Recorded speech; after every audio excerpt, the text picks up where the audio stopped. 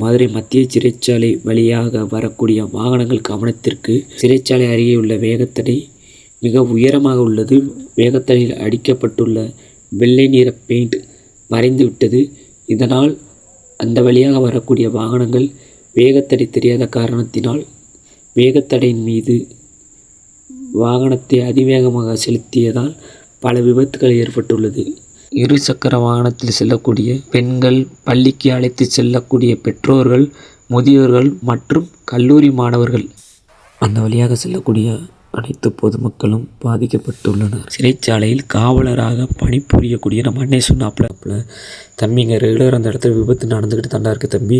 போகிற வரங்களாம் வேகத்தடை தெரியாமல் விழுந்துடுறாங்க. இங்கே வேகத்தடை இருக்குன்னு தெரியப்படுத்தணும்னா அதுக்காண்டி வெள்ளை நேர பெயிண்டை வாங்கி அடிச்சுடுவோம்லான்னு சொன்னாப்புல.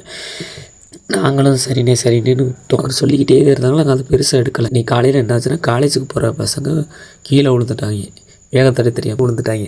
அதனால் கை ஃப்ராக்சர் ஆயிடுச்சு. அதனால் இன்றைக்கி சாயந்தரமே ஆட்டோ ஓட்டுறதில் நிப்பாட்டிட்டு அன்னைங்களோட சேர்ந்து பெயிண்ட் அடித்து முடிச்சாச்சு. இனி நம்ம தான் பார்த்து போகணும். நம்ம தான் வேகத்தடையில் விழுகலையே, அப்புறம் எதுக்கு அப்படின்னு நினைக்கிறதோட மற்றவங்களுக்கு வேகத்தடை இருக்குன்னு தெரிவித்தாலே அதே போதும், அவங்களே பார்த்து போயிடுவாங்க.